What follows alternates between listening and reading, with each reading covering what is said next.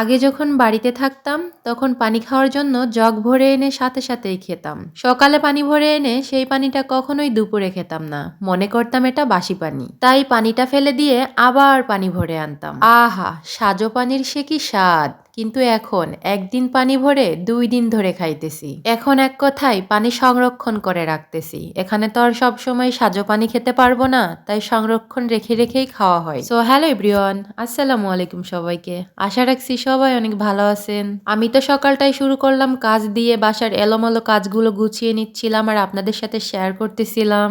আর আমরা হচ্ছে 2টা জার ভরে পানি ধরে রাখি। আসলে যখন ইচ্ছা তখন তো আর পানি ভরতে পারি না, সময়ও হয়ে ওঠে না। বাবুকে নিয়ে আমি অতটা সামলাতেও পারি না। তবে এরকম করে জারে ধরে পানি খেতে খেতে আমার অনেকটাই অভ্যাস হয়ে গেছে। এখন আর বাসি পানি মনে হয় না, এখন এটাই আমার কাছে সাজো পানি মনে হয়। তবে খাবার পানির লাইনটা আমার বাসার পাশের রুমটাতেই, কিন্তু ওই সুইচটা কোথায় জানেন? পানির মোটরের সুইচটা হচ্ছে 2 তলাতে আর আমি থাকি 4 তলাতে, যার জন্য আমার অনেকটাই ঝামেলা হয়ে যায় পানি ভরা। পানি ভরতে গেলে প্রথমে 2 তলায় গিয়ে সুইচ অন করে দিয়ে আসতে হয়, তারপরে পানি টানি ভরে তারপরে সুইচ অফ করে রাখতে হয় আবার। তারপর আর কি করা, এইভাবেই চালিয়ে দিচ্ছি প্রতিটা দিন। সকাল সকাল ঘুম থেকে উঠে তো ঘরের সকল বাসি কাজ গুছিয়ে নিচ্ছিলাম। পানি ভরা, ঘর ঝাড়ু দেওয়া, ডাইনিং টেবিল পরিষ্কার করা, বিছানা গুছানো, যাবতীয় কাজ গুছিয়ে নিচ্ছিলাম। বাহিরে এত বেশি কুয়াশা যে জানালা দরজা কিছুই খোলা হয়নি আজকে। মাত্রই জানালা দরজা খুলে নিলাম, আর জানালা দরজা খুললে বাহিরে থেকে সুন্দর একটা মিষ্টি রোদ আসে আমার বাসাতে। কিন্তু এখন যেহেতু বাহিরে কুয়াশা, তাহলে এখন তো আর রোদ আসবে না, এখন হয়তো একটু আলো দিবে ঘরটাকে।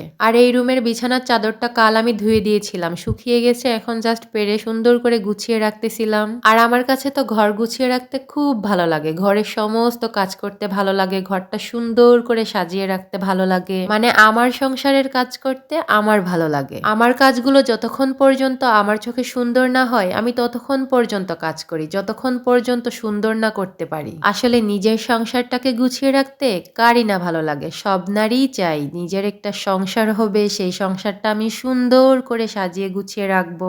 আমার সংসারটা অনেক ছোট, আমাদের 2জনের একটা টোনাটুনির সংসার বলতে গেলে। আর এই টোনাটুনির সংসারটা আমাদের খুব শখের, আমরা খুব শখ করে এই সংসারটা পেয়েছি। আল্লাহ জানে কতদিন এই সুন্দর সংসারটাকে টিকিয়ে রাখতে পারবো।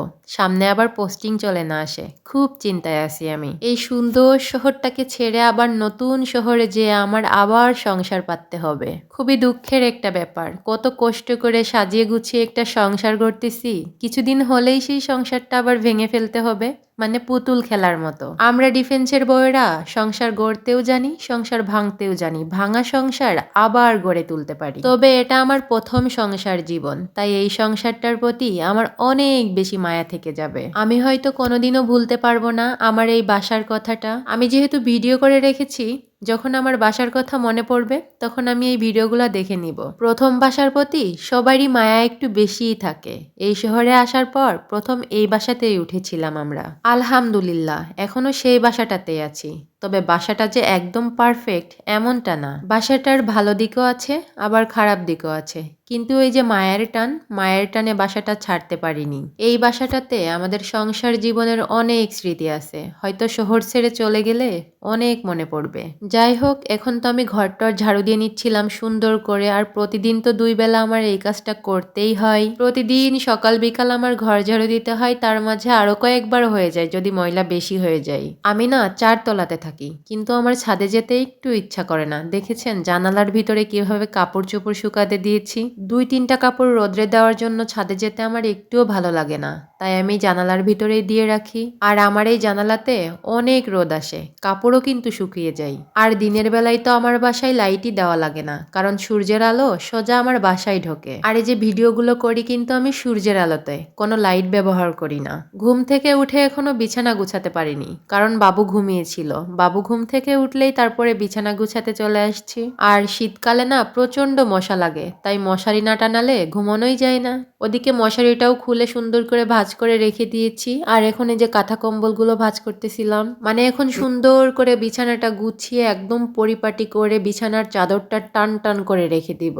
আসলে ঘরটা পরিষ্কার পরিপাটি করে গুছিয়ে রাখলে দেখতে কিন্তু অনেক বেশি ভালো লাগে। আর সকাল সকাল যদি আমি সব কাজ গুছিয়ে নিতে পারি, আমার মনের ভিতরে একদম ফ্রেশনেস কাজ করে। মনে হয় সব কাজ শেষ হয়ে গেছে, এখন আর কোনো প্যারা নাই। আচ্ছা, আমার ভিডিও দেখতে দেখতে যারা এই পর্যন্ত চলে আসছেন তাদের জন্য আমার মন থেকে ভালোবাসা রইল।